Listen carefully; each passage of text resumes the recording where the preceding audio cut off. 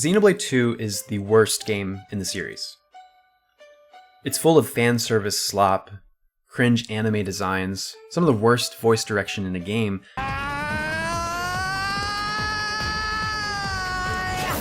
and to top it all off, gacha mechanics. Its claim to fame in the greater gaming community is its inclusion in Smash with the most waifu material characters you can think of. She's literally a fire-type Pokemon that cooks for you. These are the foremost thoughts I've had about the video game known as Xenoblade Chronicles 2 for the better part of its lifespan. Sure, these are not unique talking points, they're actually quite common and part of the reason this game is so divisive. But let me assure you, these are not industrial-scale, internet-grown opinions. These are organic, ethically sourced thoughts from my own brain. I came to these conclusions myself at a time when I was far less online than I am now. Xenoblade 2 is a popular game to hate. It's a popular game in general, and I think hate and hot takes and division, all of that comes with the territory for popular games. Especially games with polarizing elements like Xenoblade 2. With this video, I hope to not add on top of the hate pile, but rather explain my history with the Xenoblade series and the complicated relationship I've had with Xenoblade 2, as well as how I'm feeling about it now after spending some time with the Switch 2 edition of this game. As a wee kid of the 2000s, I was pretty well aware of most of the big games coming to the system. I knew about Operation Rainfall, the fan-led movement to bring Japan-only RPGs like Xenoblade to the West. In 2013, a trailer for a brand new game coming to Wii U dropped, and I learned it was a follow-up to that same Xenoblade Chronicles.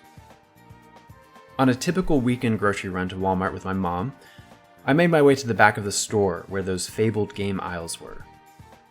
But I couldn't find Xenoblade Chronicles. It was the same story at Target.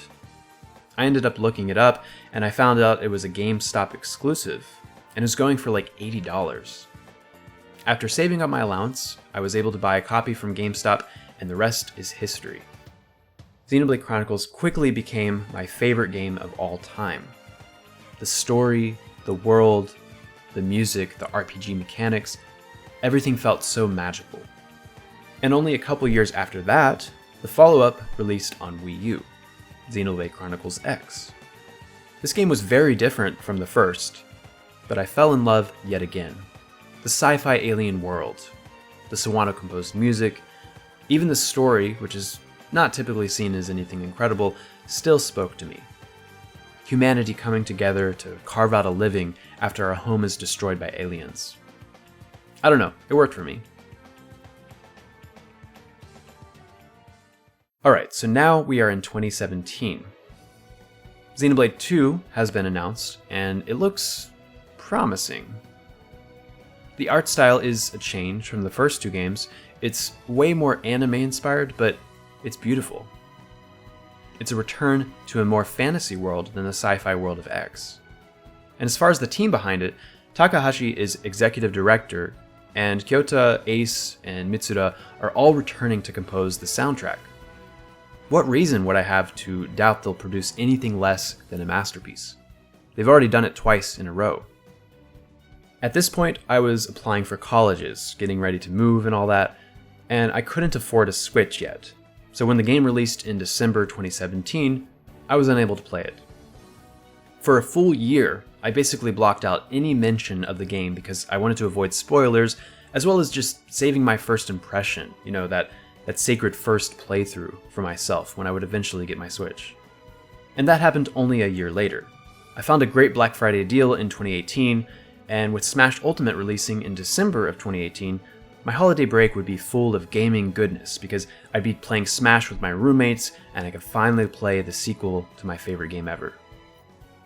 Upon playing Xenoblade 2, I was severely disappointed. The story did not hook me at all like the first game. The more subdued character designs of 1 and X were swapped out for questionable designs. The voice acting was so bad that I swapped to the Japanese within the first 2 hours. And the anime cringe that took up a tiny percentage of the other games was put front and center here. How may I be of service, master? This is the worst! The opening felt slow in a way that just getting to the next story marker felt like a chore. I got to around chapter 4 when I seriously considered putting the game down and just cutting my losses. I did consult the internet here, looking up something like, is it worth continuing Xenoblade 2 or does it get better? And the consensus was that it does get better, you just have to grin and bear it for 30 hours. And so I did. I continued past chapter 4, and I did find that it became more bearable. The combat was getting faster, more interesting, the story started feeling a little more serious, and of course the good parts of the game, the exploration, the environments, the music were all 10 out of 10. I love those parts of the game so much, but they were hard carrying the experience for me. Unfortunately, once I got to chapter 7 or 8, I think, I still ended up putting the game down. I just reached a point where I couldn't force myself to continue any further. And the game sat that way for over a year. It wasn't until April 2020 that I suddenly found I had much more time in general for some reason, and I thought, hey, maybe this is the moment I should take to finish the game. And I did. I put in another 20 or 30 hours and saw the game through to completion. Nothing about those final chapters changed my mind, however. The game was still a severe disappointment. It was easily my least favorite of the 3 games released to that point, and I kind of just wanted to put it behind me and not think about it again. Now, here's where an extra layer kind of surfaces for me, and that is the external opinions produced by this game. Xenoblade 2 is the most popular of the series. Its proximity to the launch of the Switch created a situation where many people were trying this franchise for the first time. Maybe they'd heard of the games via Shulk and Smash, and this was their chance to give it a shot. Add on top of that the inclusion of Pyra and Mithra in Smash in 2021, this game reached sales numbers the other games have not and probably never will achieve. This means for many people, Xenoblade 2 is Xenoblade. Their impression of the series is formed solely from their knowledge of this game, whether they've played it or not. And like it or not, many people's understanding of this game is very strongly oriented around, or at least prominently includes, the more questionable parts of the game. I have friends in real life, believe it or not, who I've been trying for years to convince them to give this series a shot. But their idea of the series is almost entirely from 2. The waifu material, the fan art, the anime cringiness. It's not that these things are inherently bad, it's just that's not what I come to these games for. I mentioned before how these aspects have certainly been a part of the other games, but they are executed much more tastefully. More restraint is exercised so that the tone and narrative strength is preserved. As you can probably tell by now, my feelings on this game are complicated. It's the sequel to my favorite game ever. It has incredible parts to it, but it also has so much baggage for me within the game itself, as well as outside the game in the way that people generally talk about it outside of the fanbase. So, in the last week, I've spent about 15 hours with the game, the Switch 2 edition specifically. It's been a full 6 years since I touched the game, and this being my second playthrough with improved resolution and frame rate, I made sure to go into this experience with an open mind. I was fully ready to engage with this game from a fresh perspective. And oh my god, it is really good. I'm kind of shocked at how much I'm enjoying this game. The world is more beautiful than I remember. The environments are so fun to explore and get lost in while just soaking in this gorgeous music. And on the topic of music, I think this game really does have the best soundtrack in the series. That is an opinion I have had for quite a while. All the composers did an incredible job here, and of course, Mitsuda is just a legend in game composition. I feel like I often see people point to Chrono Trigger or Chrono Cross as his best works, and of course those are amazing as well, but I think Xenoblade 2 is his magnum opus. So far. We'll see what direction they go with Genesis. The combat is fantastic. I can see why people cite this game as their favorite combat system in the franchise. I'm early on, of course, so the combat system is at its slowest here. I just unlocked the option to equip a third blade, but I think I also just understand how combat in this game works much better than the first time I played. Probably has to do with just having more experience with the series combat overall, with playing through 3 and 4th and 3rd playthroughs of 1 and X respectively since 2020. The side quest system is pretty unremarkable, nothing all that groundbreaking. I don't think side content in Xenoblade games was that good until 3, to be honest. With the exception of X, of course, because the side content is the game in that entry. Also, if you've stuck around this far into the video, thank you so much. Just a quick reminder here to please subscribe. Over 99% of you are not subscribed, so I'd really like to see that percentage go down. Thanks so much for your help, and now on with the video. Of course, the main draw of these games for me is the exploration and the narrative. And on that first point, the exploration is just so good. It's as good as any other Xenoblade game. For me, I love the feeling of this huge world, these vast, beautiful landscapes before you, just uncovering it bit by bit, finding new towns, new species, meeting new characters, getting new party members, feeling like you're improving at the game and your party is getting stronger.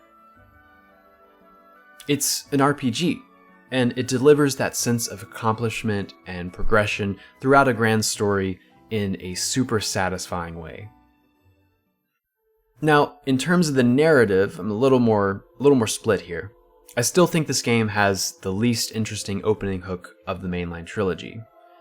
It's just not as compelling as the other two. I like the setup. The world building is really neat.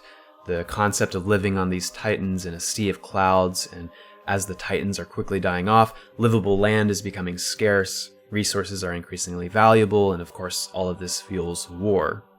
All of that is fantastic, and I understand and sympathize with Rex's motive in helping Pyra get to Elysium.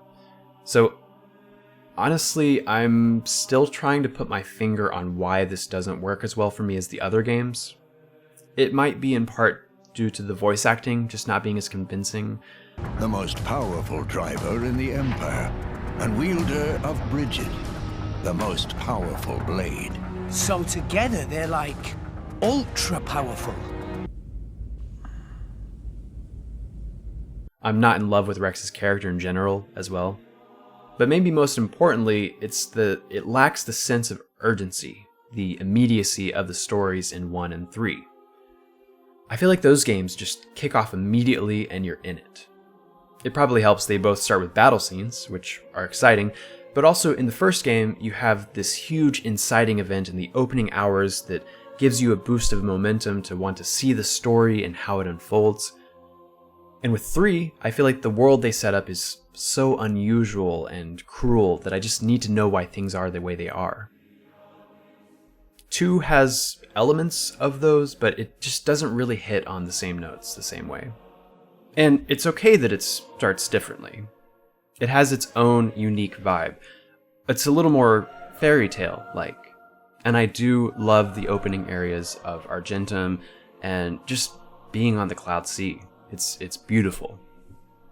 It's just simply not as appealing to me personally as the other games. The first few chapters are not as enthralling as Xenoblade 1 and 3. I will say that the most painful part of my first playthrough back in 2018 was those first 4 chapters. Coming back to it, I find that the pacing is not as bad as I remember. I still don't think it's fantastic, but I think that this goes to show how important expectations are going into a game. My first playthrough, I expected god-tier storytelling in this game, and the first 4 chapters are not that. This playthrough, however, I had an idea of what I would be getting, and I think that helps me enjoy what is on offer here. I've definitely accepted that I may have been too harsh on this game. Perhaps I treated you too harshly. And I guess I should mention here that all of the issues I had in my first playthrough are still here. Not the field skills, thankfully, they fixed that, but obviously the character designs are not changed, the humor is the same.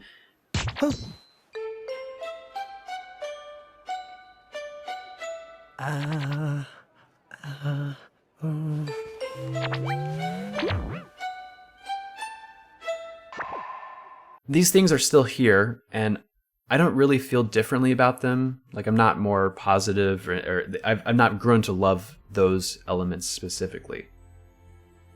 But what is different is how much I am letting them affect my experience. And what I found in this second playthrough of Xenoblade 2 is that there is so much good here. I already talked about the world and the music and the combat, and in 2019, I think I just overlooked all of that. I downplayed this game's accomplishments because of the more surface level problems I had with the game. Besides the gotcha blade bonding mechanic, say that 3 times fast, and the field skills of the original, I didn't actually have any problems with the gameplay. And the story, while being slower and less interesting to me than Xenoblade 1, is still a good story. It's intriguing, and it's well done, and it does get better as it goes. But I think I let these trivial issues bog down my opinion of an otherwise fantastic game. So, will my ranking of these games change? Will Xenoblade 2 actually end up replacing X, or even 1, as my favorite in the series? Maybe, but probably not. Again, I'm only 15 hours in, so we're probably too early to tell. There's a lot more to go. But the more important takeaway for me is what I've learned from this experience. And that is how much time and place can change your feelings on a game. I'm sure you've had this experience before, where you try a game you're excited to play, and it doesn't really jive with you. You might even hate it. But give it a rest for a month, a year, maybe even a decade, and when you come back to it, you find that it's actually an amazing game for you. Or perhaps it's just good, but at least you gave it another chance, right? Xenoblade 2 is the worst game in the series. For me. And that's okay. I've come to accept that. I did not like Xenoblade 2 when playing it for the first time, and I hate to say it, but I even grew to resent it. The things that bring it down for me might be some of the things that others love about it. It is tonally the most different of the series. And while that's part of what I dislike about it, it is also part of its unique identity. It is good that the game is different. It is good that it changed from Xenoblade 1 and X. If I were to wish time to stand still and live in the endless now of my chosen few games, I would be committing a great sin. Instead, I will choose to fully enjoy the parts that I love, and for the things I don't like, I don't have to dwell on that. I don't have to let those things infest my mind. There are a lot more important things in life to spend that precious bandwidth on. We must embrace change, no matter how scary it is. We might love it, we might hate it, but all we can do is look up, face forward toward our chosen horizon, and walk on.